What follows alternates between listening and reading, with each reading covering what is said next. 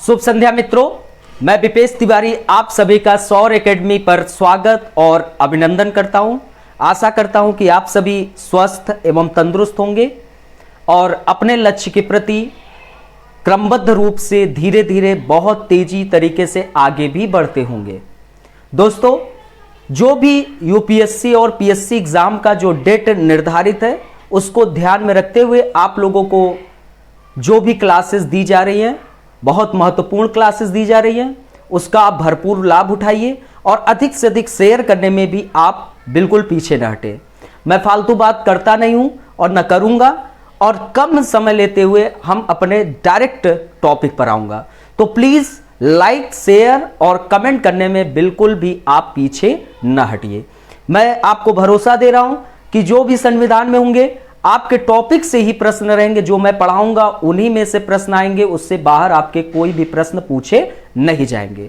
तो बिल्कुल आप ध्यान दीजिए और बिल्कुल अच्छे तरीके से तैयारी करिए। आज का जो लेक्चर है, हम आप लोगों से लेक्चर में चर्चा करने वाले हैं संविधान की प्रमुख विशेषता। प्रमुख विशेषता ये बहुत ही महत्वपूर्ण टॉपिक है और यहां से भी आपको बहुत प्रश्न मिलते हुए दिखाई देते हैं और बहुत प्रश्न पूछे भी जाते हैं। और एक बात मैं आपको बता दे रहा हूं कि आपका आज जो क्लास हो गया, कल के डेट में आपका सभी क्लासेस का टेस्ट होगा और बहुत ही अच्छे 40 से 50 प्रश्न रखे जाएंगे। देखता हूं किसने बहुत अच्छे से क्लासेस किया है और इस क्लासेस का लाभ उठाया है, वो तो अच्छे से जवाब देगा ही देगा, राइट। तो अभी तक जो पढ़ाया हूं उसका टेस्ट भी लिया जाएगा ताकि आपको पता चले कि आप तैयारी किस प्रकार से कर रहे हैं, लेकिन शेयर करने में आप पीछे न हटिए। दोस्तों, हमने आपको बताया भी था कि संविधान क्या है। तो राज्य सत्ता के अनुप्रयोग में प्राधिकार का जो विलेख होता है वो आपका संविधान होता है।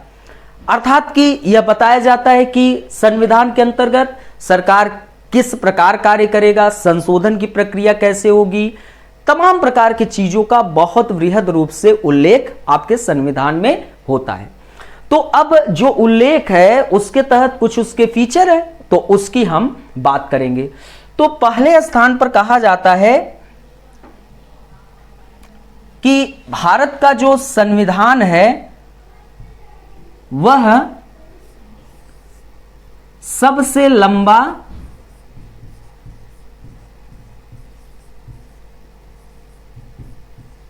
और लिखित संविधान है। ठीक है, तो भारत का संविधान सबसे लंबा और लिखित संविधान कहा जाता है। अच्छा, तो दोस्तों यहां पर आपको यह जानना अत्यंत आवश्यक है कि सबसे लंबा और लिखित संविधान, तो संविधान जो होता है वह दो प्रकार के होते हैं। एक लिखित संविधान होता है और एक अलिखित संविधान होता है। अब जो आपका ब्रिटेन है, ब्रिटेन का जो संविधान है वह अलिखित संविधान है। ब्रिटेन का जो कॉन्स्टिट्यूशन है वह कैसा कॉन्स्टिट्यूशन है? अलिखित संविधान है। अर्थात कि वहां पर अधिकांश चीजों को आपके लिखित लेख में लिपिबद्ध किए हुए आपको नहीं मिलेंगे, लेकिन भारत में लिखित संविधान है। यहां पर हर एक चीजों को लिखित लेख में लिपिबद्ध किया गया है। इस कारण भारत का संविधान क्या है? लिखित संविधान है। तो ब्रिटेन अलिखित संविधान है, वहां पर काफी कुछ प्रथा, परंपरा, अभिसमय पर आधारित चीजें उपलब्ध हैं। तो दोस्तों, आपके भारत का संविधान एक लिखित संविधान है और यहां पर हर एक चीजों को लिखित लेख में लिपिबद्ध किया गया है। अर्थात कि इसी कारण मूल संविधान में आपको कुल 395 अनुच्छेद और आपको 22 भाग और आपको 8 अनुसूचियों का उल्लेख मिलता है। लेकिन धीरे धीरे आज वर्तमान स्थिति में आपको 460 अनुच्छेद लगभग और आपको कुल 25 भाग और आपको दोस्तों कुल 12 अनुसूचियों का उल्लेख मिलता है। अच्छा, इन सब चीजों का मैं आपको उल्लेख कर चुका हूं, राइट। तो दोस्तों प्रश्न ये उठता है कि आखिरकार भारत का जो संविधान है वो इतना लंबा और लिखित संविधान क्यों हुआ? तो दोस्तों पहली चीज इसके कारण में है कि आपका जो भारत है, ये भारत जो है ये आपका क्या है, विविधताओं से भरा हुआ देश है, जहां पर तमाम धर्म, जाति, लिंग के लोग यहां पर मौजूद हैं।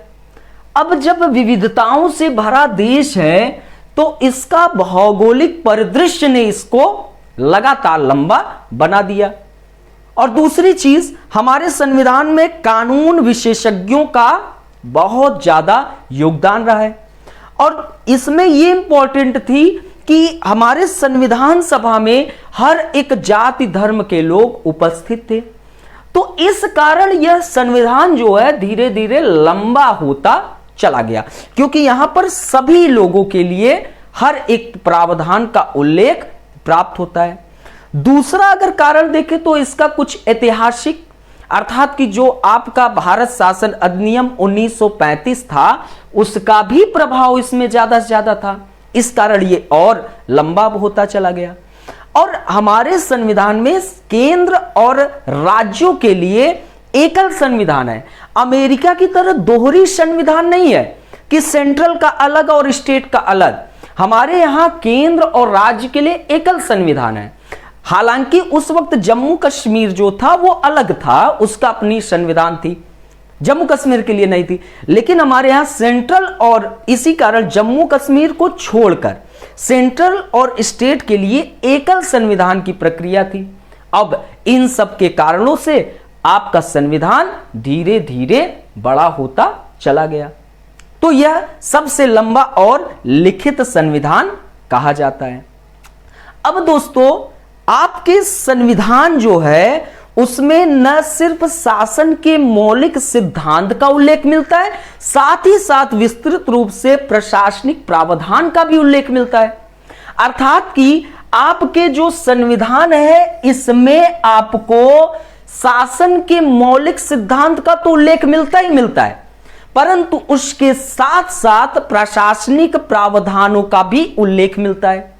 अर्थात कि आपको आगे समझना होगा कि जो आपका शासन अर्थात कि जो सरकार है, सरकार के सामने तीन चुनौतियां होती हैं। पहली चीज कानून बनाने की, दूसरी चीज आपको कानून के अनुसार शासन की प्रक्रिया संचालित करने की, तीसरी चीज मान लो कि व्यक्ति में आपसी विवाद है या व्यक्ति और सरकार के विवाद है तो उनके समाधान के लिए जो कानून, उन कानून प्रणाली के अनुसार जो न्याय व्यवस्था है वो संचालित हो। अब इन्हीं सब चुनौतियों के समाधान के लिए सरकार को तीन भागों में बांटा गया। आपके कार्यपालिका,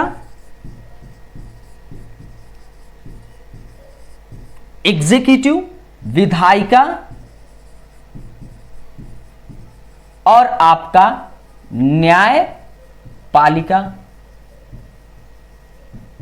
अब आपके संविधान में जो मैंने बताया कि आपके संविधान में शासन के मौलिक सिद्धांतों का बहुत भरपूर उल्लेख है और साथ ही साथ प्रशासनिक प्रावधान का भी उल्लेख मिलता है।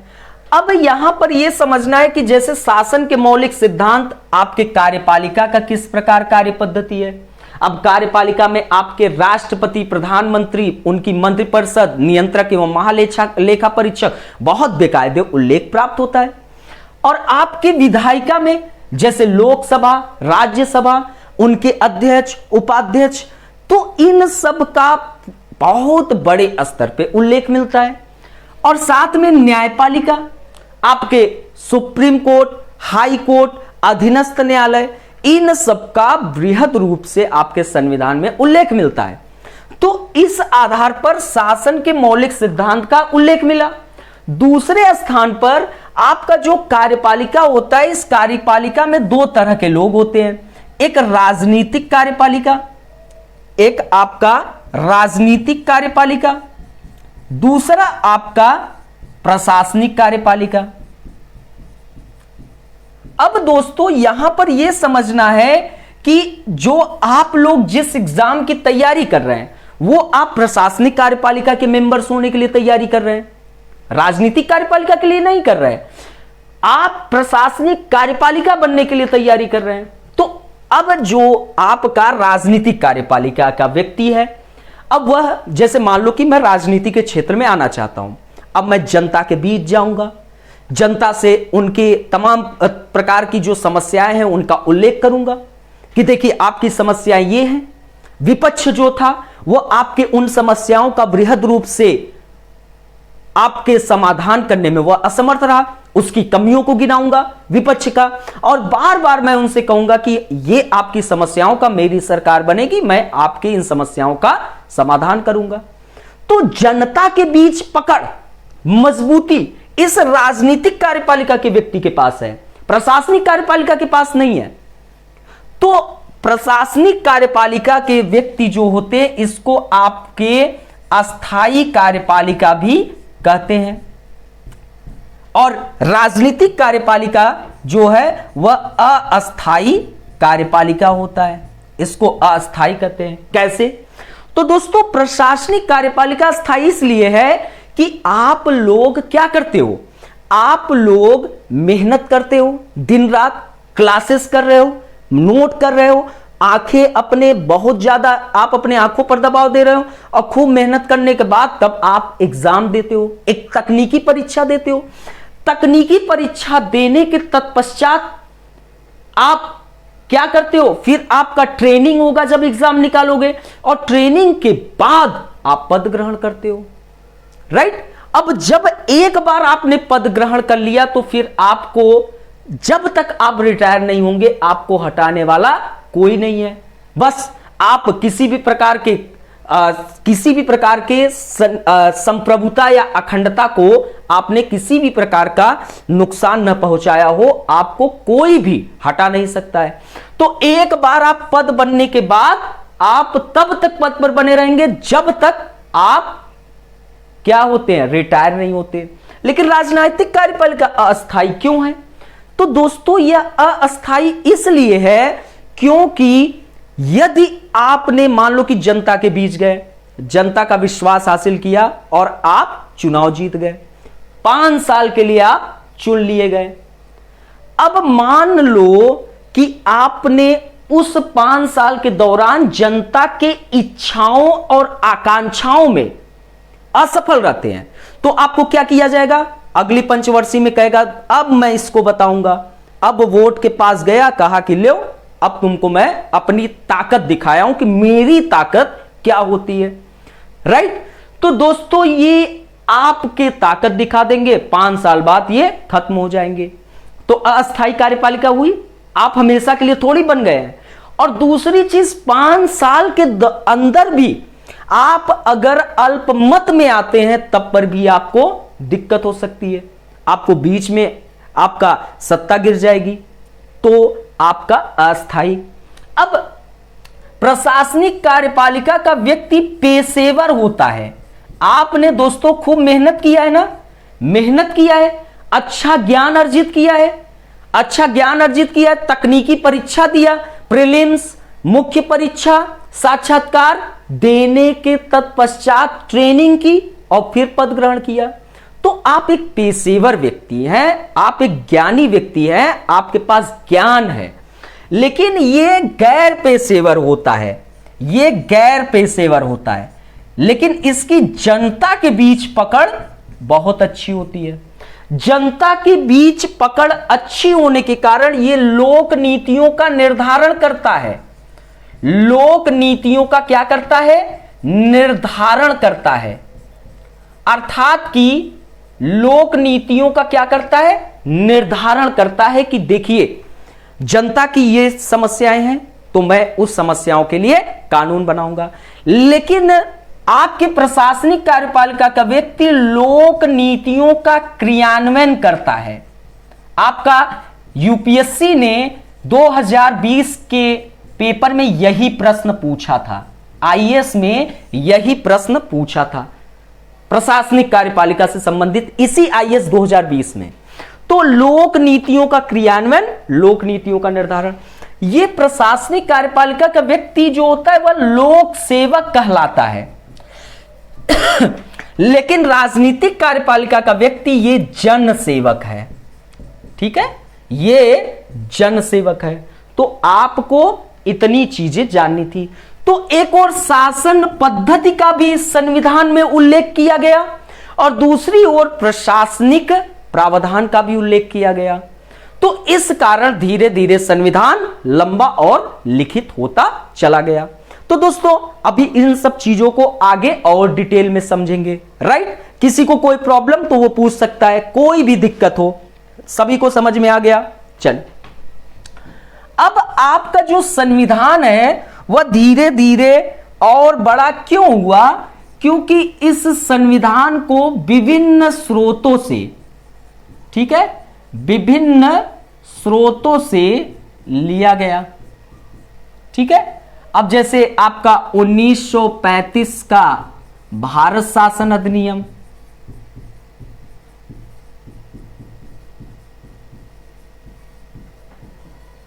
राइट, ब्रिटेन,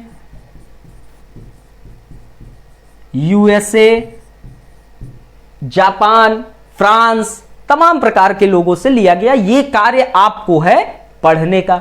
ये कार्य आप किताब उठाएंगे वहां पर मिल जाएगा, मैं टाइम लॉस नहीं करूंगा।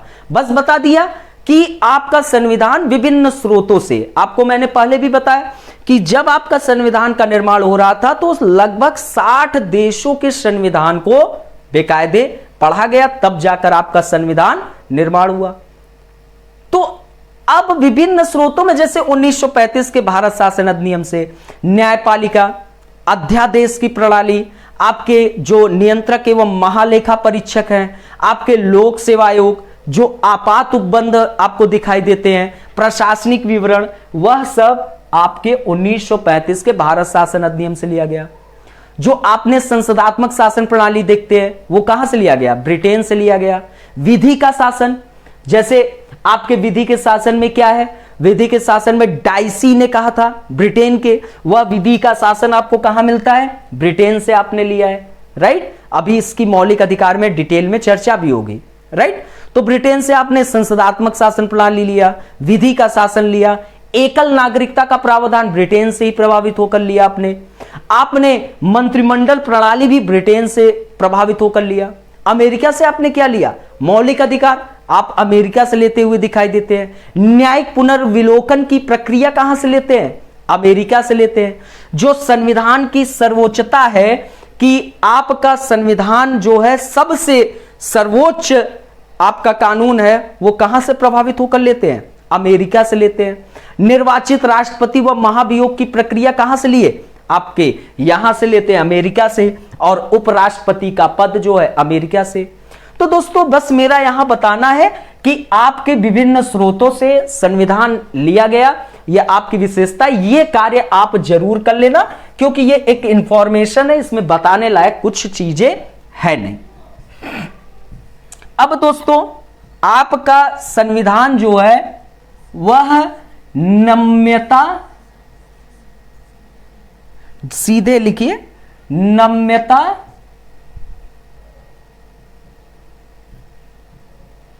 आपका संविधान क्या है? लचीला एवं कठोर।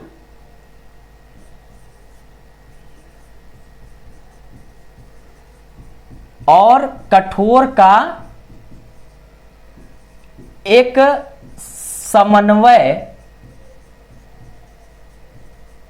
दिखाई देता है। ठीक है, एक लचीले का और कठोर का, इसको एक दूसरे शब्द से भी कहते हैं, आप लोग लिख लीजिए। दूसरा शब्द इसको आपको कहते हुए दिखाई देते हैं, नम्यता और अनम्यता का मिश्रण। ठीक है, अनम्यता का मिश्रण। तो ये सब याद रखिए। अब जैसे दोस्तों आपका ब्रिटेन है, ब्रिटेन का संविधान क्या है? लचीला संविधान है। तो ब्रिटेन का संविधान लचीला है। तो ब्रिटेन में क्या है कि एक साधारण बहुमत की प्रक्रिया से कोई भी कानून बना सकते हैं, कोई भी कानून बिगाड़ सकते हैं। तो ब्रिटेन में इसीलिए प्रावधान है कि जो ब्रिटेन की संसद है वह नर को नारी, नारी को नर, पुत्र वाला को बांझ वाला, बांझ वाले को पुत्र वाला घोषित कर सकती है, क्योंकि वहां पर संविधान संशोधन की प्रक्रिया बहुत ही लचीला है, बहुत ही साधारण है। और इसी कारण ब्रिटेन का संसद बहुत सर्वोच्च शक्तिशाली हो जाता है, संप्रभु बन जाता है। और आपका जो अमेरिका है उसका जो संविधान है, संविधान संशोधन की प्रक्रिया बहुत अत्यंत कठोर है। तो दोस्तों भारत ने क्या काम किया कि हम जो है लचीला और कठोर का एक समन्वय रूप अपनाते हैं, ताकि कोई भी कानून को हम आसानी से संशोधन कर सके और कुछ नियम को हम बहुत ही कठोरतम रूप प्रयोग करें, राइट। तो दोस्तों जैसे आपके संविधान में देखने को मिलता है नए राज्यों का प्रवेश या गठन की प्रक्रिया हो, दूसरी अनुसूची संबंधी कोई संशोधन की प्रक्रिया हो, पांचवी व छठवीं अनुसूची से संबंधित कोई संशोधन की प्रक्रिया हो, संसद सदस्यों के वेतन भत्ते में कोई संशोधन की प्रक्रिया हो, तो ये एक साधारण प्रक्रिया के तहत हो जाएगा। तो इसी कारण इसको कहा गया लचीला संविधान। लेकिन कठोरतम प्रक्रिया के लिए, इसी के लिए आपके आर्टिकल 368 में संशोधन की प्रक्रिया को दो आधार पर किया गया, एक विशेष और एक विशिष्ट। अर्थात कि विशिष्ट में विशेष प्लस आधे से अधिक राज्यों के विधानमंडल की स्वीकृति, राइट। तो जैसे आपको विशेष प्रक्रिया में आपको फंडामेंटल राइट्स में संशोधन करना हो, डीपीएसपी में संशोधन करना हो, फंडामेंटल राइट्स मौलिक अधिकार में संशोधन करना हो, नीति निर्देशक तत्व में संशोधन करना हो, तो वह विशेष प्रक्रिया के तहत संशोधन होगा। यह एक कठोर प्रक्रिया है। और आपको मान लो कि राष्ट्रपति के निर्वाचन एवं उसकी प्रक्रिया में संशोधन करना हो, 7वीं अनुसूची से संबंधित आपको कोई भी संशोधन करना हो, और उच्चतम न्यायालय एवं उच्च न्यायालय संबंधी कोई संशोधन प्रक्रिया करना हो, तो उसके लिए विशेष बहुमत प्लस आधे से अधिक राज्यों के विधानमंडल की स्वीकृति होगी, तब जाकर संशोधन होगा। तो ये आपके एक कठिन प्रक्रिया है। लेकिन जो साधारण प्रक्रिया के तहत संशोधन है, जैसे आपके दूसरी अनुसूची में कोई परिवर्तन करना हो, 5वीं 6वीं अनुसूची में कोई परिवर्तन करना हो, आपको संसद के वेतन एवं भत्ते में कोई संशोधन करना हो, तो उसके लिए आपकी जो प्रक्रिया है वह आपका बहुत सरल प्रक्रिया है। तो इस कारण आपका संविधान लचीला एवं कठोर का समन्वय है। और यह लचीला एवं कठोर का मिश्रण किस कारण है? संविधान में संशोधन की प्रक्रिया के कारण ऐसा चीजें दिखाई देती हैं। तो दोस्तों इस चीज को मैं आपको संविधान संशोधन जब प्रक्रिया पढ़ाऊंगा तो आप वहां पर डिटेल में चीजें जानेंगे, राइट। अब आगे, ठीक है, यहां तक किसी को कोई दिक्कत हो तो कमेंट कर सकता है, कोई भी दिक्कत हो, ठीक है। अब आपका एकल नागरिकता का प्रावधान किया गया है, अर्थात कि एकल नागरिकता, ठीक है। आपके संविधान में क्या मिलता है? एकल नागरिकता का प्रावधान। अमेरिका में क्या है? दोहरी नागरिकता है, सेंट्रल का अलग, स्टेट का अलग। लेकिन आपके भारत में एकल नागरिकता, अर्थात कि एक आप कहां के नागरिक हैं? भारत के नागरिक हैं, ठीक है। आई एम इंडियन, ठीक है। तो दोस्तों एकल नागरिकता का प्रावधान आपको मिलता है। अच्छा, नागरिकता का उल्लेख आपके संविधान में कहां मिलता है? कमेंट करिए सभी लोग, कहां मिलता है? सभी का कमेंट आना चाहिए, कहां पर मिलता है। तो दोस्तों भाग 2 आर्टिकल 5 से 11, भाग 2 आर्टिकल 5 से 11, राइट। और दोस्तों भारतीय नागरिकता अधिनियम 1955 सभी को पता होगा, ठीक है। तो भारतीय नागरिकता अधिनियम 1955 द्वारा भारतीय नागरिकता के कुछ तरीके बताए गए हैं। उन तरीकों में आपको वंश के आधार पर दिखाया गया है, जन्म द्वारा दिखाया गया है, रजिस्ट्रेशन के द्वारा दिखाया गया है, पंजीकरण के द्वारा दिखाई दिया गया है, भूभाग के सम्मिलन के द्वारा दिखाई दिया गया है। तो वो एकल नागरिकता आपके संविधान की विशेषताएं हैं, जिससे आपके संप्रभुता अक्षुण्ण बनी रहे, कोई भी किसी भी प्रकार का विवाद न उत्पन्न होने पाए। इस कारण एकल नागरिकता को रखा गया है, एकता और अखंडता के दृष्टिकोण से। आपके सार्वभौमिक वयस्क मताधिकार की प्रावधान मिलता है। वयस्क मताधिकार। अब दोस्तों मान लो कि कोई आपका व्यक्ति है, वो वोट देने के लिए जा रहा है, ठीक है, तो उसके लिए 18 वर्ष होना अनिवार्य है। 18 वर्ष से कम है तो वह वोट दे नहीं सकता है। तो दोस्तों हम अपने प्रतिनिधि का चुनाव करने के लिए जिस प्रतिनिधि को हम सदन भेजते हैं, तो उसके चुनाव के लिए 18 वर्ष का प्रत्येक नागरिक किसी भी प्रकार का जाति, धर्म, साक्षरता अथवा संपदा, मतलब कि कोई भी कुछ हो, कुछ भी उसका किसी भी प्रकार का धर्म हो, जाति हो, बस वह भारतीय होना चाहिए, वह व्यक्ति आपका वोट दे सकता है, अर्थात कि मतदान कर सकता है। तो आपके मतदान के लिए 18 वर्ष की प्रक्रिया सुनिश्चित की गई है संविधान में, ठीक है।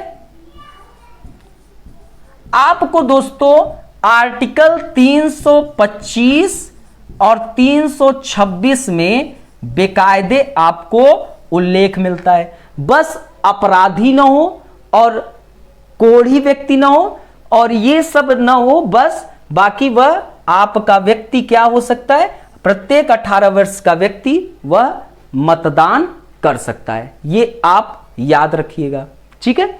तो आर्टिकल 325 और 26 में इसका उल्लेख मिलता है। पहले दोस्तों अगर पूछा जाए मूल संविधान में कैसी प्रक्रिया थी मतदान के लिए, तो 21 ईयर्स थी। आपके 61 कॉन्स्टिट्यूशनल अमेंडमेंट 1989 के द्वारा आपके 21 वर्ष से मतदान की जो आयु है 21 वर्ष से घटाकर 18 वर्ष कर दिया गया।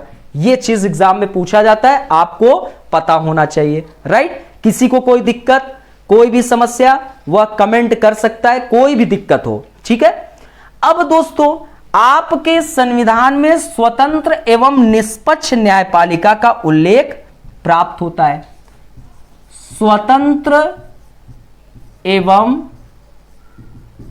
निष्पक्ष न्यायपालिका का उल्लेख प्राप्त होता है। स्वतंत्र एवं निष्पक्ष अर्थात कि भारतीय संविधान एक स्वतंत्र एवं निष्पक्ष न्यायपालिका का प्रावधान करता है और भारत की न्यायिक व्यवस्था में एक क्रम पाया जाता है और उस क्रम के शीर्ष स्थान पर कौन है, सुप्रीम कोर्ट है। अर्थात कि जो क्रम निर्धारित है उसके शीर्ष में आपको सुप्रीम कोर्ट मिलेगा, फिर उसके बाद हाई कोर्ट मिलेगा और फिर उसके बाद जिला या उसे अधीनस्थ न्यायालय कहते हैं, वो आपको मिलता हुआ दिखाई देगा, डिस्ट्रिक्ट कोर्ट, ठीक, राइट।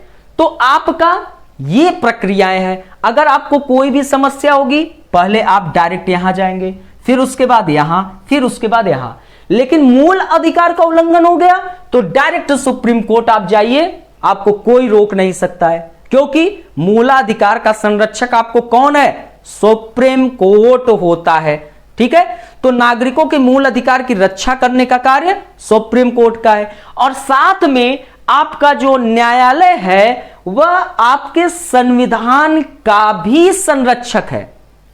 तो सुप्रीम कोर्ट आपके संविधान का भी संरक्षक करता है, राइट।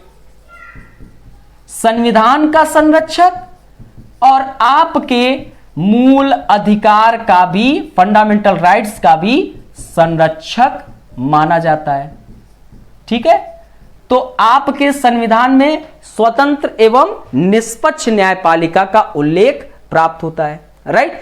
अब दोस्तों आपके संविधान की एक महत्वपूर्ण विशेषता और है, संसदीय संप्रभुता। ठीक है, ये सब चीजें आप देख लेना, आपको पेपर में मिलेगा। अब थोड़ा मेरी रफ्तार तेजी से बढ़ेगी और आप लोग अब ध्यान से बस चीजें समझिए। संसदीय संप्रभुता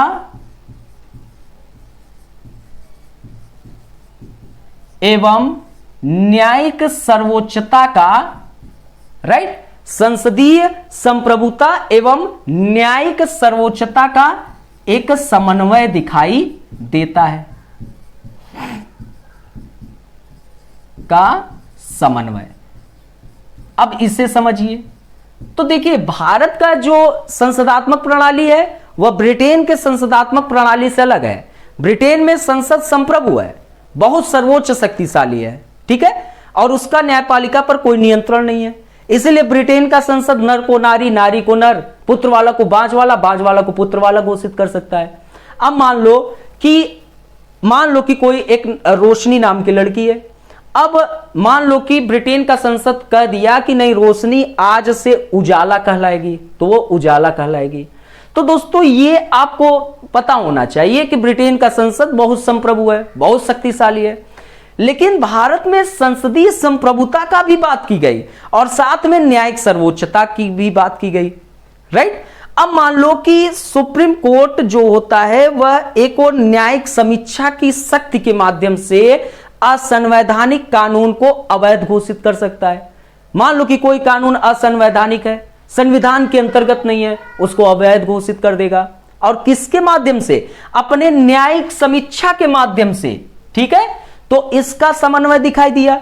लेकिन साथ में संसद जो होता है वह अपने संवैधानिक शक्ति के माध्यम से संविधान के किसी भी भाग में परिवर्तन या संशोधन भी कर सकता है।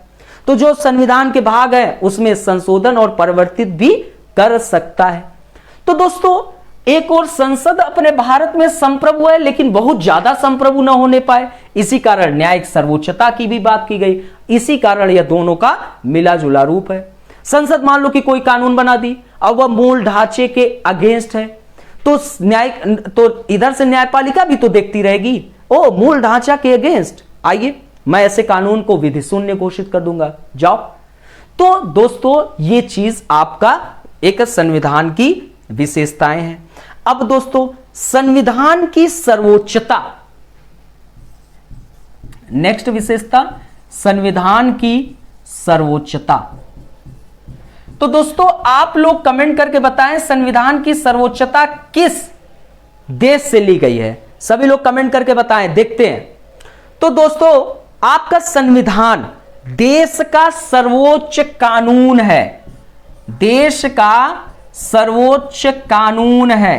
कन्हैया कुमार को कहते हुए देखा होगा आप लोगों ने, कन्हैया कुमार को कहते हुए देखा होगा, मैं सिर्फ संविधान को मानता हूं और संविधान हमारे अधिकारों का कभी भी अतिक्रमण नहीं करने देगा, और मुझे अगर कोई न्याय दे सकता है तो वह सिर्फ हमारा संविधान दे सकता है, न कोई ईश्वर दे सकता है, न कोई आपका मस्जिद दे सकता है, न कोई आपका धर्म दे सकता है। तो देश का सर्वोच्च कानून आपके संविधान होता है।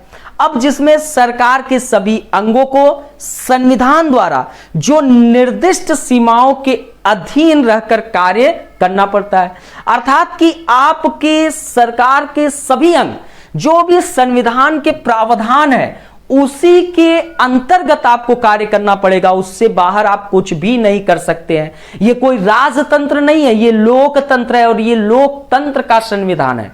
और यहां पर आप उन्हीं कार्य को कर सकते हैं जो संविधान में उल्लेख है, उससे सीमा से बाहर करेंगे तो आपके ऊपर क्या होगा? एक्शन लिया जाएगा, आपके ऊपर कार्यवाही होगी।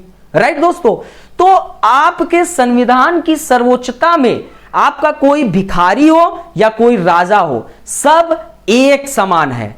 और विधायिका द्वारा निर्मित कानून या राष्ट्रपति द्वारा जारी कोई भी अध्यादेश अगर संविधान के आधारभूत ढांचे के विरुद्ध हो तो न्यायपालिका उसे क्या कर देगा, अवैध घोषित कर देगा। अब क्या हुआ कि संसद ने कोई बढ़िया सा अच्छा खासा कानून बनाया, अब कानून आपने बना दिया, राइट। अब मान लो कि राष्ट्रपति क्या कर दिया, अध्यादेश जारी कर दिए। तो अगर आप कुछ भी करो लेकिन आपके संविधान के आधारभूत ढांचे के विरुद्ध ना हो, अगर उसके विरुद्ध हो गया तो न्यायपालिका जो है बड़े ध्यान से आपको देख रही है, उसको अवैध घोषित कर देगा, राइट। ये चीज जानते रहिए। अब दोस्तों आपके संसदीय शासन व्यवस्था एक महत्वपूर्ण विशेषता है। संसदीय शासन व्यवस्था, ठीक है, क्या, संसदीय शासन व्यवस्था, ये आपका बहुत महत्वपूर्ण विशेषता है। अब दोस्तों सरकार के कितने अंग हैं?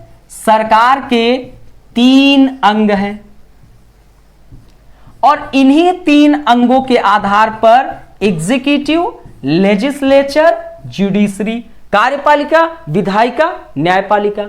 अब देखो संसदात्मक अगर शासन प्रणाली है, संसदात्मक शासन प्रणाली है अगर, तो दोस्तों संसदात्मक शासन व्यवस्था में एग्जीक्यूटिव के 2 प्रधान होंगे, एक नाम मात्र का और एक वास्तविक प्रधान, राइट। नाम मात्र का प्रधान आपका प्रेसिडेंट, वास्तविक आपका प्राइम मिनिस्टर, राइट। अब दोस्तों ब्रिटेन में भी संसदात्मक शासन प्रणाली है। ब्रिटेन में नाम मात्र का प्रधान किंग है, राजा, और वहां पर वास्तविक प्रधान पीएम ही है, ठीक है, ब्रिटेन में, राइट दोस्तों। अब दोस्तों यहां पर एक इंपॉर्टेंट चीज आपको जानना है जो कि महत्वपूर्ण है। क्या जानना है? ब्रिटेन में आपका जो राजा है वो वंशावली सिस्टम पर आधारित है, वंश की प्रक्रिया पर आधारित है। तो वंश की प्रक्रिया होने के कारण ब्रिटेन जो है वह गणतंत्र नहीं है। ब्रिटेन आपका क्या, गणतंत्र नहीं है। लेकिन आपका भारत में किसी भी प्रकार का वंश की प्रक्रिया नहीं है। राष्ट्रपति का भी क्या होता है, इलेक्शन होता है, भले ही प्रत्यक्ष जनता प्रतिभागी नहीं है, अप्रत्यक्ष रूप से चुनाव है, आनुपातिक मत पद्धति के एकल संक्रमणी मत प्रणाली के आधार पर है, लेकिन वह जनता के द्वारा है। इसी कारण भारत एक गणतंत्र है, क्योंकि यहां पर किसी भी प्रकार की वंश पर प्रक्रिया नहीं आधारित है। अब दोस्तों जो आपका कार्यपालिका है, अगर कोई पूछे संघ की कार्यपालिक शक्ति किसमें निहित है, तो आर्टिकल 53 का सब क्लॉज 1 कहता है कि संघ की कार्यपालिक शक्ति राष्ट्रपति में निहित है, प्रेसिडेंट में निहित है, राइट। किस में निहित है? राष्ट्रपति में निहित है। लेकिन आपका आर्टिकल 74 का सब क्लॉज 1 कहता है, आर्टिकल 74 का सब क्लॉज 1 कहता है कि राष्ट्रपति जो है वह मंत्री परिषद के परामर्श के आधार पर कार्य करेगा। तो यहां पर जैसे ही कर दिया कि पीएम के नेतृत्व में मंत्री परिषद के परामर्श में कार्य करेगा, इसी आधार पर आपका राष्ट्रपति नाम मात्र का प्रधान हो जाता है, राइट दोस्तों। किसी को कोई दिक्कत? सभी को समझ में आया? कोई दिक्कत नहीं, आगे चलते हैं। अब दोस्तों यही अगर आपका अध्यक्षात्मक शासन व्यवस्था होता, आपके अमेरिका में होता, तो वहां पर एग्जीक्यूटिव का केवल एक प्रधान होता है, वह होता है राष्ट्रपति, और वही कार्यपालिका का सब कुछ सर्वे होता है, सब कुछ, ठीक है, वह बहुत शक्तिशाली होता है। लेकिन भारत में संसदात्मक शासन व्यवस्था है और वहां पर आपको नाम मात्र का और वास्तविक 2 प्रधान दिखाई देते हैं।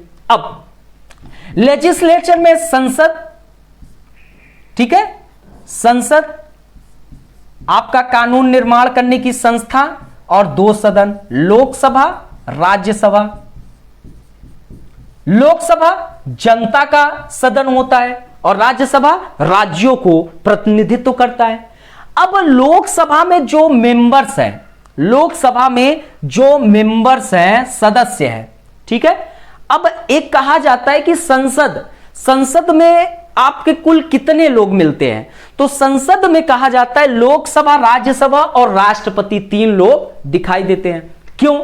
तो कोई भी विधेयक या कानून आप लाते हो तो वह लोकसभा में लाते हो या राज्यसभा में, किसी भी सदन में आप ला देते हो, लेकिन अंतिम रूप से हस्ताक्षर कौन करता है? राष्ट्रपति करता है। तो कानून बनने की प्रक्रिया जो है 3 चरणों से गुजरने के कारण संसद 3 रूपों में दिखाई देता है, लोकसभा, राज्यसभा और आपके राष्ट्रपति, तीनों संसद के सहभागी होते हैं। राइट? अब देखिए, तो अब यहां पर आगे समझिए प्रक्रिया।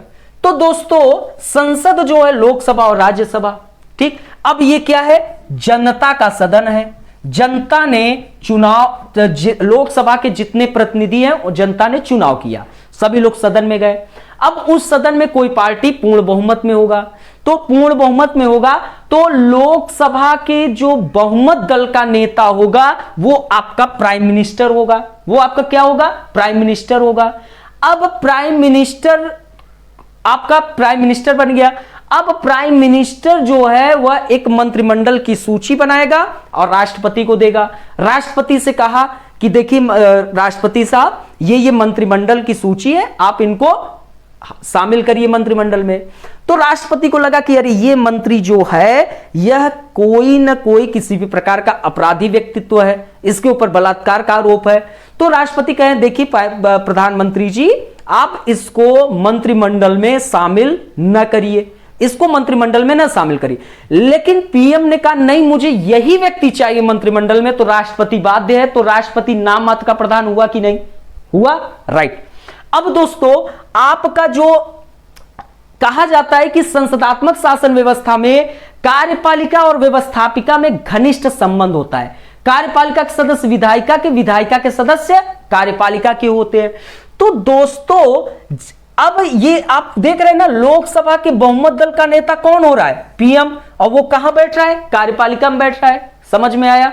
अब संसद की प्रक्रिया 3 चरणों से गुजर रही है। कानून बनने की प्रक्रिया कितने चरणों से गुजर रही है? 3 प्रक्रिया से। तो आपका राष्ट्रपति कहां पर है? कार्यपालिका में है। तो दोस्तों ये संसदीय शासन प्रणाली आपके भारत में मौजूद है। इसको आगे हम और डिटेल में बड़े स्तर पर चर्चा भी करेंगे। ये संविधान की विशेषता में मौजूद है। किसी को कोई भी दिक्कत कमेंट करें। किसी को कोई दिक्कत, कोई भी समस्या आप कमेंट कर सकते हैं। ठीक है।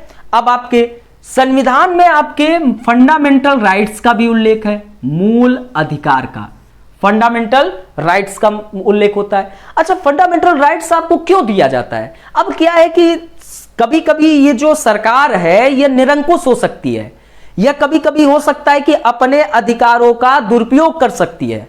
तो इसीलिए ये जो सरकार या राज्य है इसकी निरंकुशता को रोकने के लिए आपके फंडामेंटल राइट्स का उल्लेख मिलता है, ताकि व्यक्ति अपने व्यक्तित्व का विकास स्वतंत्र रूप से कर सके।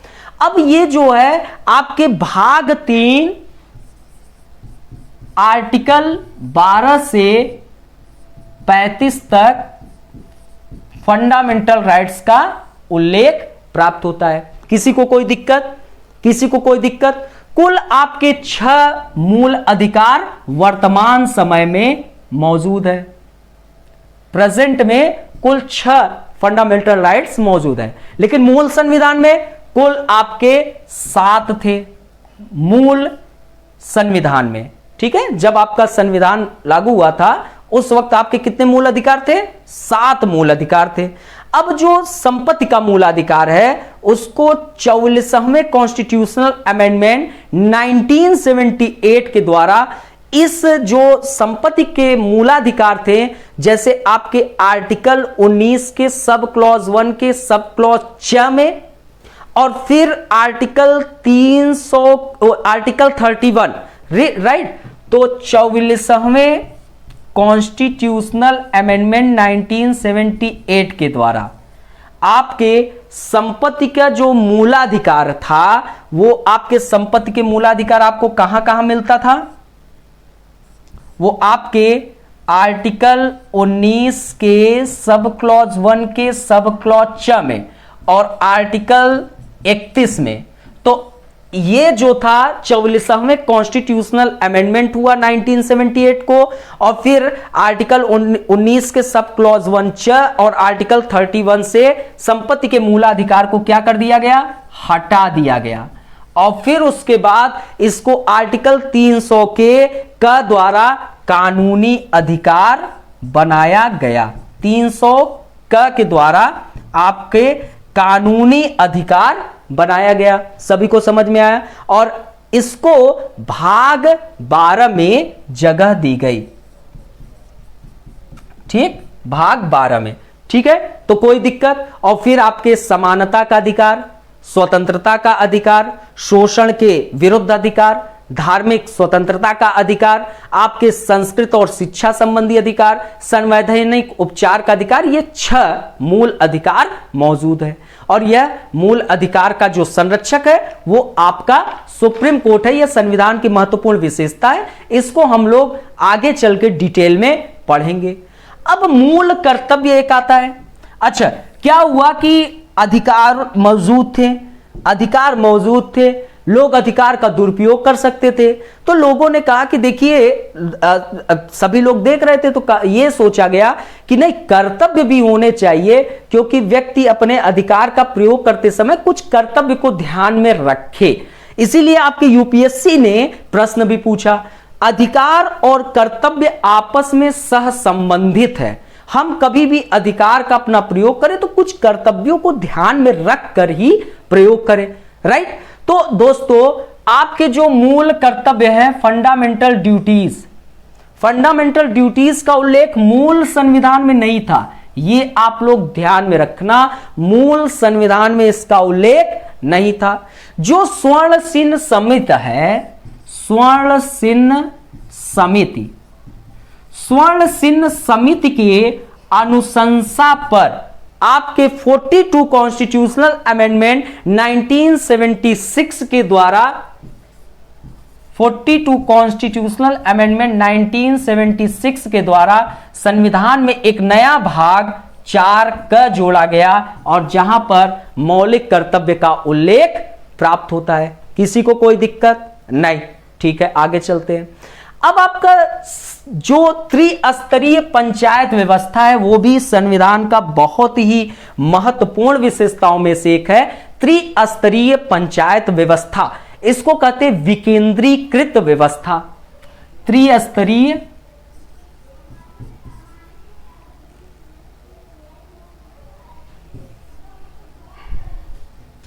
ठीक है, तो आपका विकेंद्रीकृत व्यवस्था,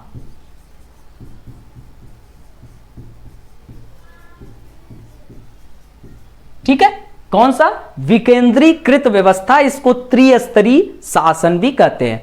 अब दोस्तों, शासन संचालन में आपके सुगमता व पारदर्शिता होनी चाहिए। भाई, शासन संचालन में अगर पारदर्शिता नहीं है और सुगमता नहीं है तो शासन संचालन में बड़ी दिक्कत हो सकती है। तो उसके लिए 73 और 74 संविधान संशोधन हुआ, 73वां व 74वां संविधान संशोधन हुआ, और फिर स्थानीय स्वशासन का उपबंध प्रारंभ हुआ। स्थानीय स्वशासन का उपबंध प्रारंभ हुआ। राइट? अब दोस्तों, इस प्रकार अब क्या हुआ, हम जो है सेंट्रल, स्टेट और उसके बाद हम स्थानीय स्तर पर क्या हो गए, त्रिस्तरीय प्रणाली में आ गए। राइट? त्रिस्तरीय शासन व्यवस्था में आ गए, अर्थात कि सेंट्रल का अपना, स्टेट का अपना और स्थानीय। अभी देखिए यूपी में पंचायत का चुनाव चला। ठीक है, तो दोस्तों त्रिस्तरीय शासन व्यवस्था आपके भारत में मौजूद है। ये 3 स्तरीय बहुत ही जरूरी भी था। जहां पर सत्ता का जितना ज्यादा केंद्रीकरण होगा वहां पर पारदर्शिता बहुत कम होती है, क्योंकि तब सरकार का संप्रभु होना लाजमी है, वह हो जाता है। लेकिन जितना अधिक सत्ता का केंद्रीकरण से आगे बढ़कर हम उसके विपरीत विकेंद्रीकरण की ओर जाएंगे, अर्थात कि सत्ता को अलग अलग भागों में विभाजित करेंगे, तो उससे पारदर्शिता और सुगमता में मजबूती आती है। तो उसके दृष्टिकोण से आपके विकेंद्रीकृत व्यवस्था प्रारंभ हुई, त्रिस्तरीय शासन व्यवस्था प्रारंभ हुई। अब दोस्तों, आपके संविधान की एक अनोखी विशेषता है और है आपात उपबंध। क्या? आपात उपबंध। तो दोस्तों, आपात उपबंध क्यों हुआ? तो देश में संप्रभुता, एकता व अखंडता जो होती है, इन सभी परिस्थितियों में हम अक्षुण्ण बनाए रखें, हम तनिक भी हम अनबैलेंस न हो और समय और परिस्थिति के अनुसार हम क्या कर सके, अपने आप को ढाल सके, इस आधार पर आपके संविधान में आपात उपबंध का उल्लेख प्राप्त होता है। जब कभी भी आप पढ़ना, भाग 18 में आपको आर्टिकल 352, आर्टिकल 356, आर्टिकल 360 का उल्लेख, 3 प्रकार के आपातकालीन का आपको उल्लेख प्राप्त होता है, 3 प्रकार का। और आपका वित्तीय आपातकालीन बहुत चर्चा में रहता है, कभी कभी राष्ट्रपति शासन भी आपका चर्चा में रहता है। तो ये सब आपको राष्ट्रपति के चैप्टर में अच्छे से पढ़ाएंगे। ये आपके संविधान की विशेषता है, आपात उपबंध। भाग 18 में इसका उल्लेख मिलता है और आपके 3 आर्टिकल आपातकाल संबंधी दिखाई देते हैं। तो ये सब आपको पता होना चाहिए। और दोस्तों, आपका भारत एक पंथ निरपेक्ष राज्य है, पंथ निरपेक्ष राज्य है, राइट? क्या है? पंथ निरपेक्ष राज्य है। तो दोस्तों, पंथ निरपेक्ष राज्य का तात्पर्य क्या हुआ? अर्थात कि जो आपका भारत राज्य है या सरकार है, उस भारत राज्य का कोई भी अपना धर्म नहीं होगा। उसके नजर में सभी धर्म समान होंगे, उसके नजर में सभी धर्म समान होंगे और किसी भी धर्म को विशेष संरक्षण भी नहीं दिया जाएगा। तो दोस्तों, यह पंथ निरपेक्ष भारत एक राज्य है, यह बहुत अनोखा पंथ निरपेक्ष राज्य भारत में उल्लेखित मिलता है। इसको 42 कॉन्स्टिट्यूशनल अमेंडमेंट 1976 के द्वारा आपके प्रस्तावना में जोड़ा जाता है। कहां पर? प्रस्तावना में इसको जोड़ा जाता है। ठीक है, तो 42वें संवैधानिक संशोधन 1976 को पंथ निरपेक्ष को प्रस्तावना में जगह प्राप्त होती है, राइट?